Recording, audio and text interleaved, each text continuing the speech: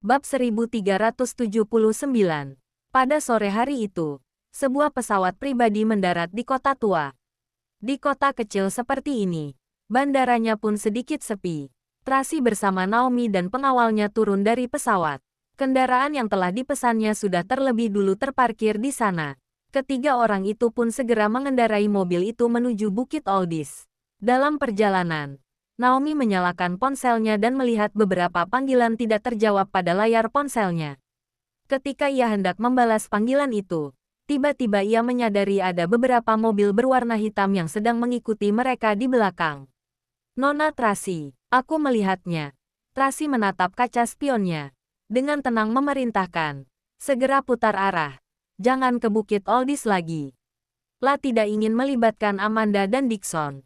"Baik." Naomi memutar arah, berusaha menghindari mobil-mobil itu. Sebenarnya siapa orang-orang ini? Naomi menjadi sangat curiga. Sepertinya mereka bukan dari negara Emron. Segera singkirkan mereka dulu, nanti baru kita bahas lagi. Tracy terus menatap kaca spionnya. Ia juga ingin tahu siapa sebenarnya orang-orang ini. Namun saat ini pengawalnya sangat sedikit. Ia juga tidak memiliki senjata apapun. Khawatir ini akan menyulitkan mereka. Di dalam 5 mobil itu ada kurang lebih 20 orang. Semuanya terlihat garang. Namun mereka juga tidak membawa senjata. Mereka hanya ingin mengepung mobil Tracy. Dengan jelas menunjukkan ingin menangkap mereka hidup-hidup. Aksi pengejaran itu begitu menegangkan. Sedangkan di villa sisi selatan, Daniel kehilangan kesadarannya. Ketika Thomas mendengar kabar Daniel, ia pun bergegas datang. Melihat kondisi Daniel seperti itu membuatnya begitu khawatir. Ia meninju dinding dan berkata, "Tuan Daniel tidak bisa hidup terus seperti ini. Aku akan pergi ke negara Emron untuk mencari tabib dewa." Ryan segera berkata, "Tabib dewa pasti berada di negara Emron. Aku akan segera mencari lokasi keberadaannya dan langsung menghubungimu. Nanti kamu sendiri yang membawanya ke sini." "Baik." Thomas menganggukkan kepalanya. "Kamu harus segera menemukannya. Jangan ragu-ragu lagi. Jangan terlalu berhati-hati hingga membuatmu bimbang. Meskipun resikonya nanti bisa diusir oleh Tuan Daniel keluar dari rumah ini, kamu tetap harus menyelamatkan nyawanya terlebih dulu." "Aku paham." Suara Ryan berubah parau. "Dulu aku tidak berani mengkhianatinya. Tapi sekarang, aku sudah tidak bisa berpikir terlalu banyak lagi. Baiklah. Sekarang kita berpencar. Aku akan pergi ke bandara. Bawalah lebih banyak orang. Terus berkomunikasi." Setelah kedua orang itu berpisah, Ryan menarik napas panjang, berusaha mengendalikan perasaannya dan kembali ke dalam ruangan. Lily menyelimuti tubuh Daniel, lalu berpaling menatap Ryan dan berkata, "Aku ingin meminta Dr. Heidi untuk datang ke kota Bunaken dan memeriksa penyakit Tuan Daniel. Mungkin ia bisa membantu. Kalau begitu, cepat hubungi dia." Ryan sekarang sudah tidak memiliki pilihan lain, sehingga ia memanfaatkan segala harapan yang ada. "Aku khawatir ia tidak akan datang. Sebelumnya, ia bersedia datang setelah menerima telepon dari Tuan Daniel. Aku khawatir dengan statusku ini tidak cukup." Sebelum Lily selesai berbicara, tiba-tiba ponselnya berdering. Ia terkejut menatap layar ponselnya. "Dari Nona Friska." "Untuk apa ia meneleponmu?" Ryan sedikit gelisah. "Pagi tadi, ia meminta nomor teleponku dan mengatakan aku dapat menghubunginya kapan saja untuk membahas kondisi penyakit Tuan Daniel." Lily menjawab, lalu menerima panggilannya. "Nona Friska, Dr. Lily. Aku tidak dapat menghubungi Ryan." Singkatnya, "Aku telah meminta Dr. Heidi untuk datang memeriksa Presdir Daniel. Aku juga telah mengatur pesawat pribadi untuknya. Pesawatnya sudah hampir tiba. Aku sekarang sedang di bandara untuk menjemputnya. Tolong bantu tanyakan pada Presdir Daniel, apa malam ini Dr. Heidi dapat datang ke rumah untuk melihatnya?" "Bisa. Tentu saja bisa." Lily sangat gembira. "Baru saja aku ingin menghubungi Dr. Heidi. Namun aku khawatir ia tidak bersedia datang." Tidak disangka, Nona Friska sudah menghubunginya terlebih dulu dan meminta bantuannya. Ini bagus sekali. Baguslah kalau begitu. Aku khawatir Presdir Daniel akan menyalahkanku. Friska menghembuskan napas lega. "Kalau begitu, apa boleh nanti aku mendampingi Dr. Heidi datang ke sana?" "Tentu saja boleh. Kira-kira kapan kalian tiba di sini?" Aku akan keluar menjemput kalian. Lily begitu bersemangat. Sekarang Dr. Heidi dapat datang ke sini. Tanpa diragukan lagi telah menambah satu harapan mereka. Seandainya Dr. Heidi tidak dapat mengobati Tuan Daniel sepenuhnya, namun sedikitnya ia mampu menstabilkan kondisinya dan mencegah penyakitnya semakin memburuk. Bab 1380. Kurang lebih sejam lagi, jarak antara bandara dengan Bukit Haruna cukup jauh. Selain itu, ia juga butuh waktu untuk keluar dari bandara. Friska menjelaskan, usahakan lebih cepat sedikit. Desak Lily. Apa yang terjadi dengan Presdir Daniel? Friska buru-buru bertanya. Presdir Daniel pingsan. Lily paham hal ini tidak mungkin dapat terus disembunyikan. Selain itu, Friska juga akan melihat kondisinya sendiri saat tiba nanti. Bagaimana bisa seperti ini? Friska langsung berubah panik. Saat aku pergi pagi tadi, dia masih baik-baik saja. Ceritanya panjang. Nelili menghindari pertanyaannya. Sebaiknya kita berbicara saat bertemu nanti. Baik, aku akan segera menuju ke sana. Terima kasih. Setelah mematikan teleponnya, Lily mengangkat kepalanya dan menatap Ryan. Kurang lebih sejam lagi mereka akan tiba di sini. Rupanya kita tidak dapat lagi menyembunyikan penyakit ini dari mereka. Kita pasti tidak dapat menyembunyikannya dari Dr. Heidi. Apalagi ia akan mengobati penyakit ini. Tapi kita dapat mengatakan kepada Nona Friska kalau ini disebabkan oleh cedera yang dialami Tuan Daniel. Ryan memilih dengan sangat hati-hati. Seandainya Dr. Heidi memiliki hubungan pribadi dengan Nona Friska, namun orang yang diperiksanya adalah Tuan Daniel, ia seharusnya mengerti. Hal penting ini tidak dapat dibocorkan secara sembarangan. Benar juga, Lily menganggukkan kepalanya. Dr. Heidi benar-benar penyelamat terakhir kita. Ia dapat datang tepat waktu seperti ini. Sudah sangat membantu kita. Kali ini kita benar-benar berhutang budi pada Nona Friska. Ryan menghela napas lega. Jagalah Tuan Daniel baik-baik. Saya akan bersiap-siap sebentar. Baiklah, Lily berangkat. Meninggalkan Ryan sendirian di dalam kamar menjaga Daniel. Daniel tertidur lelap. Napasnya begitu lemah. Seolah-olah ia bisa pergi kapan saja. Hati Ryan terasa kacau. Ia paham betul. Kedatangan Dr. Heidi hanya dapat menjaga kondisinya agar tidak semakin memburuk, namun tetap tidak mampu mengobatinya. Untuk dapat menyelesaikan masalah ini hingga ke akarnya, mereka benar-benar harus menemukan tabib dewa. Saat ini Thomas sudah berangkat menuju negara Emron, dan ia harus mencari tahu keberadaan tabib dewa secepat mungkin. Saat memikirkan hal ini, Ryan segera menelepon Naomi. Terdengar nada sambung, namun tidak ada yang menjawab. Ryan merasa aneh. Seharusnya, panggilannya yang tersambung ini menandakan mereka sudah turun dari pesawat. Namun, kenapa mereka tidak mengangkat teleponnya? Orang lain mungkin dapat membuat kesalahan atau semacamnya. Namun, Naomi sama sepertinya. Mereka adalah pengawal yang telah dianugerahi medali emas, sehingga mereka akan terus mendampingi atasan mereka, serta selalu menjaga komunikasi dengan rekan sekerja mereka setiap saat. Kalau tidak terjadi sesuatu, sepertinya tidak mungkin teleponnya tidak diangkat. Apa yang terjadi? Setelah kata-kata ini terlintas dalam pikirannya, Ryan segera panik. Apa mungkin telah terjadi sesuatu dengan mereka? Ryan berusaha menghubungi Tracy, namun teleponnya juga tidak terjawab. Ryan segera menghubungi Amanda. Kali ini, teleponnya diangkat. Halo, Amanda. Apa Nona Tracy dan yang lainnya sudah tiba? Ryan langsung bertanya. Belum. Amanda buru-buru berkata. Aku juga merasa aneh. Seharusnya setelah mereka naik ke atas bukit, mereka pasti mengabariku. Tapi sampai saat ini mereka tidak menghubungiku. Tadi aku mencoba menelepon mereka, namun tidak ada yang menjawab. Sepertinya benar-benar telah terjadi sesuatu. Raut wajah Ryan berubah drastis. Namun ia tidak mengatakan apapun. Jangan khawatir.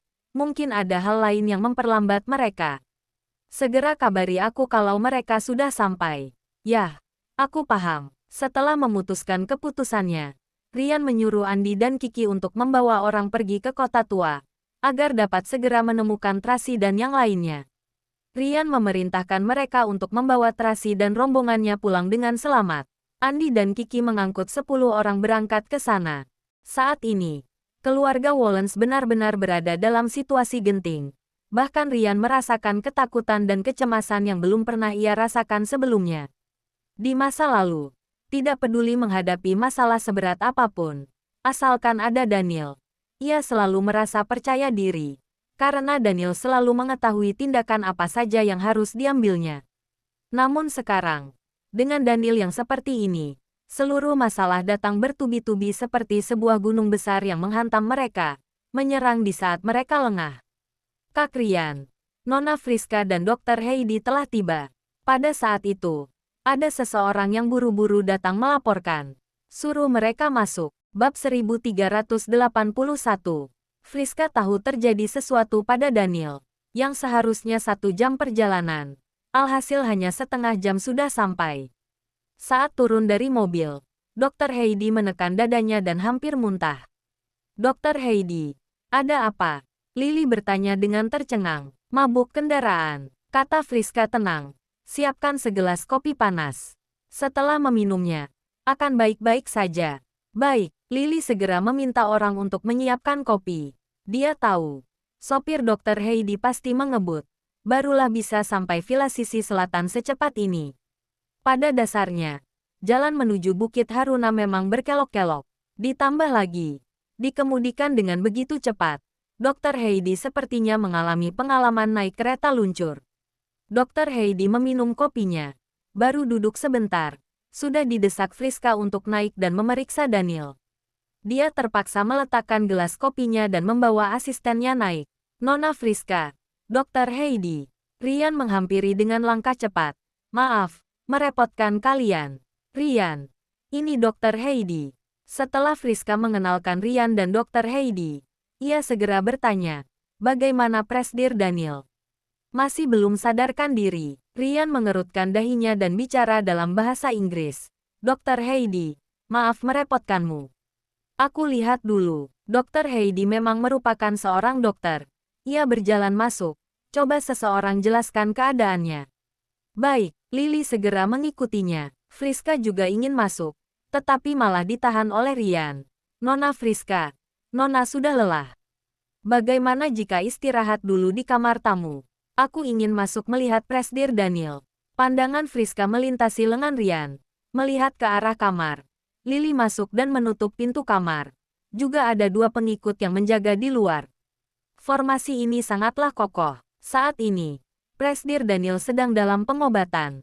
Selain dokter, orang lain tidak diperbolehkan masuk. Rian menjelaskan. Saya tahu Nona khawatir. Saya sudah menyiapkan kamar tamu untuk Nona. Malam ini Nona istirahat di sini saja. Besok pagi, saat Tuan Daniel sadar, dia bisa langsung melihatmu. Benar juga, Friska berpikir bisa tinggal di sana. Juga sebuah kesempatan yang sangat bagus. Tidak perlu terburu-buru. Kalau begitu, maaf merepotkanmu. Jangan sungkan, saya antar Nona ke kamar tamu. Rian mengantar Friska ke kamar tamu atas. Saya juga sudah menyiapkan kamar untuk bawahanmu. Nona bisa istirahat dengan tenang. Terima kasih. Friska dan kedua bawahannya tinggal di rumah keluarga Wollens. Rian bahkan secara khusus meminta Bibi Riana menyiapkan makan malam. Setelah semuanya selesai diatur, barulah dia ke tempat Daniel. Friska mendapati di luar kamarnya ada 2 pelayan.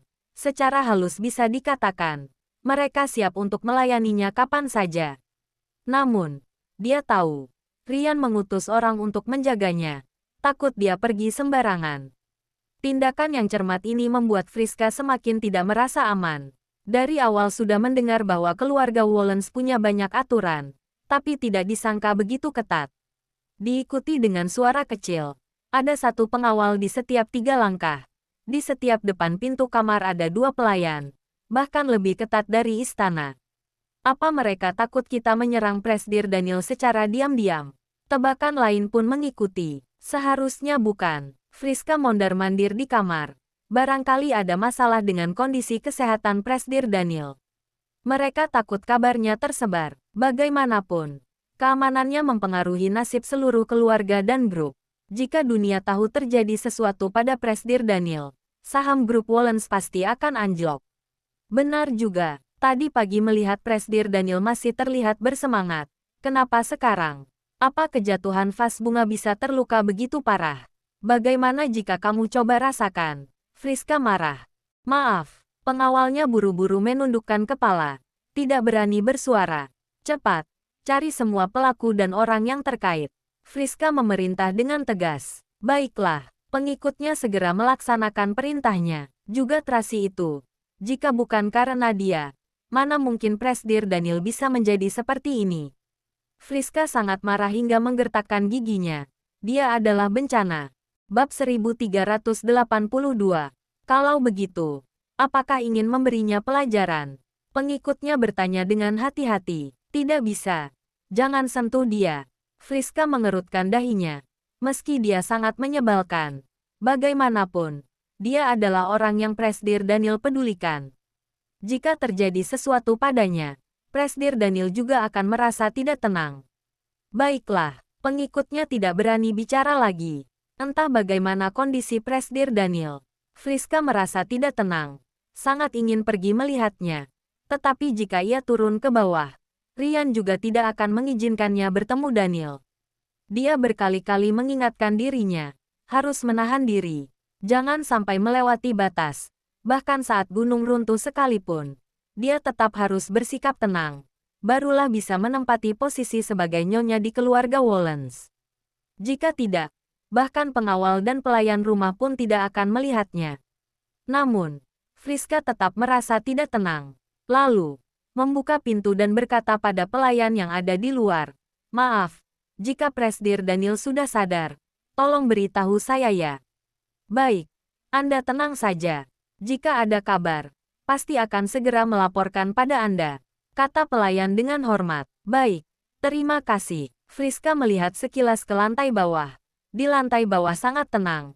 Seharusnya masih dalam proses pengobatan. "Bagaimana?" Rian datang ke kamar Daniel. Lily mengingatkannya untuk diam. Rian tidak berani bicara. Dengan sabar menunggu di samping. Dr. Heidi sudah melihat setiap laporan pemeriksaan Daniel. Juga sudah memeriksa luka dan kondisinya saat ini. Ekspresinya sangat berat. "Kalian terlalu memandang tinggi kemampuanku. Mengenai hal ini, aku khawatir. Aku juga tidak mampu." "Dr. Heidi, pikirkanlah solusinya. Dokter pasti bisa." Lily panik. "Paling-paling, aku hanya bisa membuat kondisinya stabil saat ini, agar dalam beberapa waktu ini penyakitnya tidak terus memburuk. Namun, jika menyembuhkan, tidak mungkin," kata Dr. Heidi terus terang. "Kalian perlu memanggil dokter ahli yang lain, tapi mungkin harapannya tidak besar." Mendengar kata-kata ini, Rian sangat kecewa. Dia masih mengharapkan keberuntungan. Dia kira masih akan ada keajaiban. Tak disangka Dr. Heidi langsung menyirnakan harapannya. "Stabilkan dulu saja kondisinya," kata Lily dengan berat. "Merepotkanmu. Dr. Heidi, aku perlu beberapa peralatan. Tolong bantu aku siapkan," kata Dr. Heidi dengan tegas. "Aku ingin melakukan operasi kecil pada Presdir Daniel. Jika hasilnya baik, seharusnya bisa stabil selama beberapa waktu." "Baik, akan segera disiapkan." Malam itu, suasana di kediaman keluarga Wollens tidak pernah setegang itu sebelumnya. Semua pengawal dan pelayan sangat ketakutan, menunggu dan melewati malam panjang yang sangat sulit. Rian, Lily, dan Hartono tidak tidur, terus menunggu Daniel di kamar. Pukul 1.30 subuh, Dr. Heidi melakukan operasi kecil terhadap Daniel, juga melakukan suatu pengobatan yang lain. Terakhir, dia berpesan pada Lily, operasi kecil ini hanya bisa memperlambat penyebaran racun untuk sementara waktu. Kalian harus merawatnya dengan hati-hati. Jangan sampai dia terluka lagi. Jika tidak, Tuhan pun tidak akan bisa menyelamatkannya. Paham? Lily mengangguk dengan berat. Beberapa waktu ini harus istirahat. Lebih baik jangan menggunakan banyak tenaga untuk menghindari penyebaran racun. Dr. Heidi terus berpesan. Mengenai obat, cukup sesuai dengan dosis sebelumnya saja. Lagi pula, saat ini juga tidak ada obat-obatan khusus. Baik, aku mengerti. Mendengar hal ini, hati Lily semakin berat, baik dari perkataannya, maupun dari bahasa tubuhnya. Dr. Heidi sama sekali tidak optimis terhadap kondisi Daniel.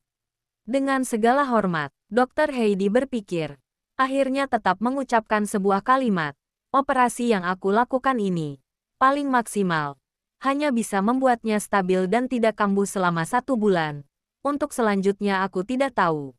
Aku sarankan dalam 1 bulan ini, sampaikan apa yang harus disampaikan. Begitu juga surat wasiatnya. Dr. Heidi belum selesai bicara. Dia melihat wajah Rian dan beberapa pengawal yang sudah mulai murung. Dia pun berhenti. Anggap saja aku tidak bicara. Dr. Heidi, biar aku antar dokter ke kamar tamu untuk istirahat. Lily buru-buru mengantar. Dr. Heidi meninggalkan tempat itu. Bab 1383. Tidak perlu ke kamar tamu lagi. Dr. Heidi bukan tidak ingin ikut campur terlalu dalam. Pada dasarnya, aku sudah tidak diperlukan lagi di sini. Aku langsung ke hotel saja. Nona Friska sudah mengurusnya. Jika ada sesuatu, langsung hubungi aku saja. Baiklah, aku akan meminta seseorang untuk mengantar dokter ke hotel. Lily mengutus 2 pengawal untuk mengantar Dr. Heidi ke hotel. Malam ini, dokter istirahatlah dengan baik. Besok sore, jika bisa, apakah bisa ke rumah sakitku untuk melihat seorang pasien? Apa pasien yang koma itu? Bisa. Dr. Heidi sungguh terus terang. Sebelumnya, Presdir Daniel sendiri yang menelepon dan minta tolong padaku. Tak disangka, dia sendiri yang sakitnya begitu parah. Banyak hal yang tidak bisa diduga di dunia ini, sahut Lily. Oh ya, mengenai kondisi sakit Presdir Daniel, mohon dokter bantu rahasiakan. Jangan sampai tersebar keluar. Jika tidak, akibatnya sungguh tak bisa dibayangkan. Kamu tenang saja. Aku paham, kata Dr. Heidi dengan serius. Jika tersebar keluar, tidak hanya karirku yang habis, keselamatan pribadiku juga akan terancam. Hal ini, Nona Friska juga tidak boleh tahu. Rian menegaskan, selain dokter sendiri, jangan beritahu siapapun. Tenang saja, Dr. Heidi mengangguk. Aku tidak akan mencari masalah sendiri. Uhuk-uhuk. Lily batuk 2 kali. Aku antar dokter keluar. Ya. Dr. Heidi turun dengan langkah cepat, tidak sabar untuk segera meninggalkan tempat ini. Demi menjamin keamanan dokter di kota Bunaken, aku mengutus 2 orang pengawal untuk melindungi dokter, sampai dokter meninggalkan kota ini. Rian mengutus 2 pengawal untuk mengikutinya. Baik, ikuti perkataan kalian saja. Dr. Heidi tahu, melindungi keselamatannya adalah yang kedua, mengawasinya untuk tidak bicara sembarangan. Itulah yang terpenting. Namun, dia telah melihat hal besar, tidak keberatan dengan hal-hal kecil ini. Terima kasih, maaf, sudah merepotkanmu. Rian memberi hormat padanya, berbalik dan naik. Lily mengantar Dr. Heidi naik mobil, berpesan pada pengikutnya untuk menjaga Dr. Heidi baik-baik, kemudian baru kembali masuk ke rumah. Ketika sampai di tangga spiral, dari atas terdengar sebuah suara yang lembut. Dr. Lily. Dr. Lily mengangkat kepalanya. Nona Friska, belum tidur. Aku terus menantikan kabar Presdir Daniel. Friska berjalan keluar kamar. Bagaimana keadaannya? Apa sudah sadar? Masih belum. Lily ke arahnya dan menyambutnya. Menjelaskan dengan suara pelan. Kira-kira setelah langit terang, baru akan terbangun. Berkat pengobatan dari Dr. Heidi, saat ini kondisinya sudah lebih stabil. Nona tidak perlu terlalu khawatir. Baiklah kalau begitu. Friska bernapas lega. Apa aku boleh masuk melihatnya? Maaf. Sebelum Dr. Heidi pergi, dia berpesan agar kita tidak mengganggunya. Baiklah. Friska sedikit kecewa. Melongok melihat kamar Daniel. Di luar ada 4 pengawal yang berjaga.